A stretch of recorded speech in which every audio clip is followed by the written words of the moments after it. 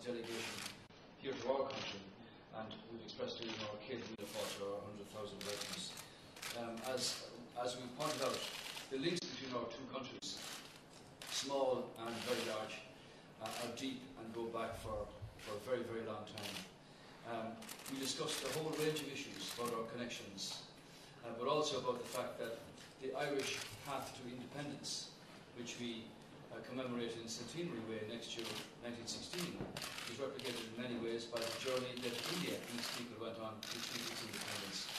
And in achieving that, the links between our countries were people who were here and in India, and in many other cases. We discussed the economic progress of India, and the economic progress of Ireland. The Prime Minister was very well versed on the challenges that Ireland faced, on the difficult choices that our government had to make. And now that the economy is growing, we see opportunities for trade, bilaterally, in education, in tourism, the changes we've made in the visa structure, and so on. So I've also welcomed the NIIT Limited Company here to Ireland with 110 jobs, with the IDA working strongly in terms of foreign direct investment here. I think 17 companies are settled here now. Also, in respect of Mr. Mark Ferguson and Science Foundation Ireland, we see real opportunities for Irish skills, Irish IT, Irish innovation to work with India in terms of many of the Prime Minister's real passions, the cleaning of the Ganges, hygiene, water, all of these areas where innovative Irish companies have made breakthroughs. So in that sense, Minister O'Sullivan is to sign a memorandum of understanding, and we will travel to India to do so at an appropriate time.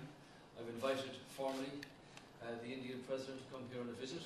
The Prime Minister is happy to communicate that, and we will make that arrangement whenever it's appropriate for the President to come here to our country.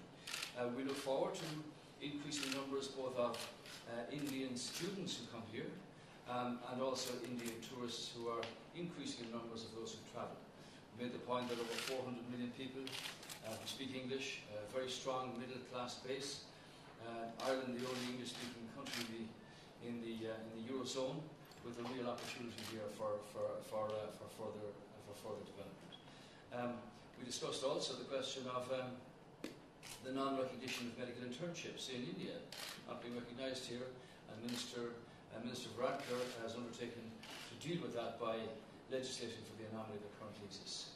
Mr. Flanagan is working very diligently with the ambassador here and with his counterpart in terms of our views on the relationship between Europe and India, the blockages to trade that are there that we can see should be dealt with. We also discussed the question of the reform of the United Nations, the Security Council. We recognise that changes that take place there, on the one hand, should not diminish the opportunity of small countries to sit on the Security Council. On the other hand, should recognise the geopolitical realities of massive countries with power bases like India, and we will work diligently through the Minister and his counterparts in that regard.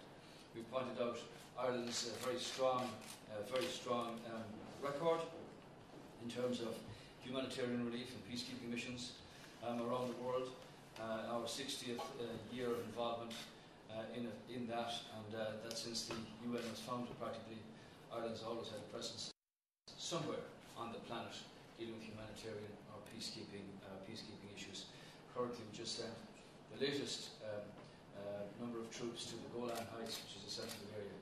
And I explained to the Prime Minister at a private meeting of our own history, of our understanding of what it is to live on another man's shore, of what migration actually means, of our own people having lost thousands to the Atlantic after the Great Famine, and that we understand what it is that the Syrian refugees are driven to cross the Mediterranean. We've sent down our naval vessel down there for a third trip on humanitarian issues. So we've enjoyed the conversation.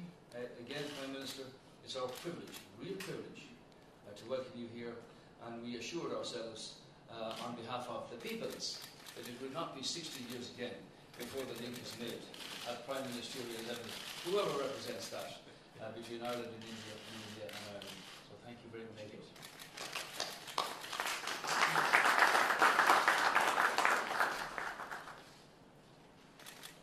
Your Excellency, Taoiseach, and Kenny, members of the media. It is truly a pleasure to be here in Ireland. Short this visit may be, it is historic. It has taken 59 years for an Indian Prime Minister to visit Ireland. Thank you for your very warm reception and gracious hospitality. Thank you for your kind words of friendship for India. India and Ireland share much in common.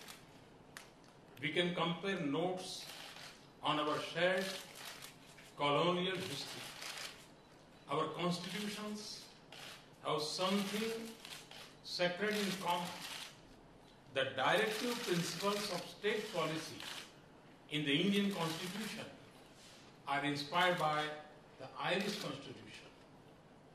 Irish experts gave us institutions like the Geological Survey of India and the first Linguistic Survey of India. Today, sports manufacturers in India keep going Ireland's passion for rugby. From the friendship between Rabindranath Tagore and W.B. Yeats to the spiritual contribution of Sister Nivedita in India, the Irish and Indian people have formed strong bonds of affinity. Today, 26,000 Indians constitute a vibrant part of the Irish community. And the victims of the bombing of the Air India Kanishka aircraft find a resting place here. In the 30th anniversary year of that tragedy, we thank you once again for the memorial that honors them. In the pain of their unfading memory, we are also reminded of all that binds us today, our values and our aspirations and the challenges that we all face today. India and Ireland must seek closer partnership and cooperation. India and Ireland are among the fastest growing economies of Asia and Europe. We are pleased that our bilateral trade and investment ties are growing despite global and regional uncertainties. Our economic partnership can have a strong technology focus, information technology, biotechnology, and pharmaceuticals, agriculture, and clean energy. Greater sensitivity of the European Union to India's commercial interests and challenges will help us resume discussions on India-UE broad-based trade and investment agreement. India and Ireland are ideally placed to form productive partnership to take advantage of the opportunities in the digital age. I hope that our joint working group of information technology will meet soon to chart out the roadmap for collaboration. I also hope that Ireland's visa policy will be sensitive to the requirements of India's information technology firms. I convey our interest in concluding a social security agreement which will be of great help to professionals from both countries. I am glad that we will soon have direct air services by airlines of both countries. This will not only promote our business links, but also give a strong boost to our tourism ties that are already growing at 14% per year. Science and technology and education are two other areas where we have a good history of cooperation and where we can do much more. India's Science Center in Karnataka is one example of that cooperation. I was pleased to exchange views on a broad range of international challenges, including terrorism, radicalization, and the situation in Europe and Asia. Our discussion underlined the importance of closer cooperation between countries like India and Ireland, which share democratic values and are consistent advocates of international peace and stability. In this context, we discussed the role of the United Nations and its Security Council in meeting these challenges in the 21st century. India and Ireland have been partners in peacekeeping operations. I thank Ireland for its leadership in sustainable development goals. I sought Ireland's support for the reforms of the UN Security Council within the fixed time frame, in particular for successful conclusion of intergovernmental negotiations in the 70th year of the United Nations. I also sought his support for India's permanent membership of the Reformed Security Council. India and Ireland are peace-loving countries. We have both been at the forefront on non-proliferation. We respect Ireland's strong and principled position on this issue.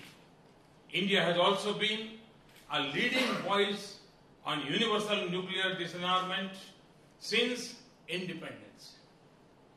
We remain strongly committed to that goal. Our credentials and record non-proliferation are second to none. Ireland's support was crucial for India's specific exemption from the nuclear suppliers group in 2008. With rapid growth in India's enormous energy demand, it has opened a big option to pursue a sustainable development path. I have now sought Ireland's support for India's membership of the NSG and other international export control regimes. India's membership will deepen our bilateral cooperation and strengthen international non-proliferation efforts. Mr. Prime Minister, I live convinced that India and Ireland must invest more to realize the vast potential of this relationship. India was the first country with which you established diplomatic relations in Asia. We can now be your anchor in Asia. Similarly, for India, I see Ireland as a vital gateway to Europe and a bridge across the Atlantic. Thank you once again for your hospitality, and it has been a couple of decades since you last visited India. I look forward to seeing you in India. Thank you.